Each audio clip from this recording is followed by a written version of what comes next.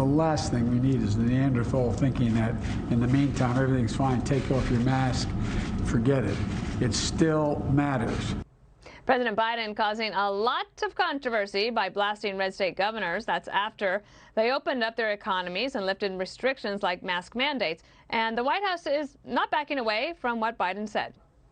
The behavior of a Neanderthal, just to be very clear, the behavior of.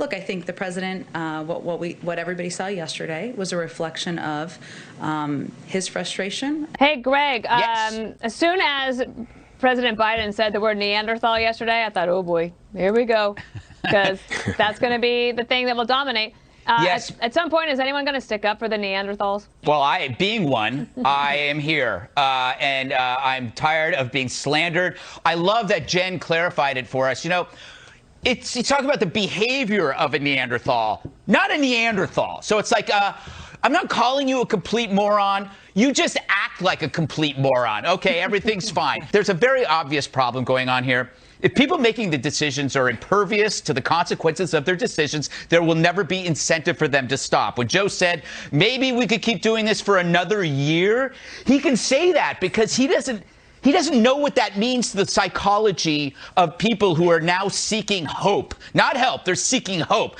It's not going to affect him to go another year. It's not going to affect him or Hunter. In fact, it helps Hunter to be in a lockdown because at least our nation's strippers will be safe.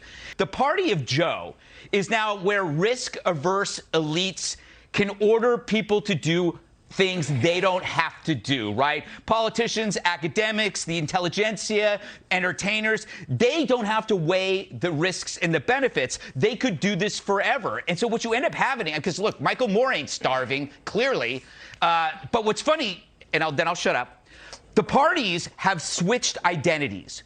Republicans are now the party of the little guy, the downtrodden, the workers. The Dems are now the party of the elite class, telling everybody else how to live. In a year, at this rate, Republicans are going to be occupying Wall Street, and the Dems are going to be touting trickle-down economics. Hey, Jesse, take a listen to Beto O'Rourke. Of course, he's announced he's going to plan to run for governor. Here's what he said. They literally want to sacrifice the lives of our fellow Texans for, I don't know, for political gain, to satisfy certain powerful interests within the state. And this isn't hyperbole. It appeared to many of us to be a cult of personality, the Republican Party, in the era of Trump. And that probably still holds true. It's hard to escape the conclusion that it's also a cult of death. Cult of death, Jesse. Cult of death.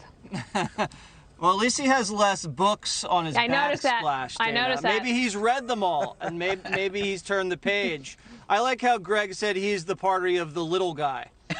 Good one, Greg. You are. I would say, in terms of Joe Biden, this is why they hide him. He comes out of his little basement. He calls millions of Americans Neanderthals, and then he calls a lid. I don't think he'll be able to win Texas if he runs for re-election now. I could see the ads. Joe calls you Neanderthals, and now he wants your vote. And how does this help? I mean, at least when Trump was president, he'd send these governors PPE and vaccines and stimulus checks and hospital ships. What is Joe sending Texas besides COVID immigrants and insults? Honestly, Dana Perino, you have a situation now where they're sending illegal immigrants through with COVID-19 infections, and Joe Biden is calling the governor a Neanderthal. It doesn't make any sense to me. And here's the issue.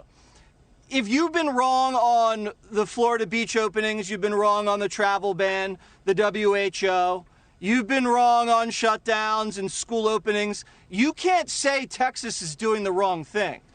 You can't say that. Joe Biden right now has to have a little touch around the greens. That's a golf reference, Dana. Thank you. He's in a position where he can really get a lot of political credit for this great recovery, because it's going to be great. Because once Texas starts opening 100%, you know, the economy gets hot, the vaccines come in, that's going to pay off for Joe.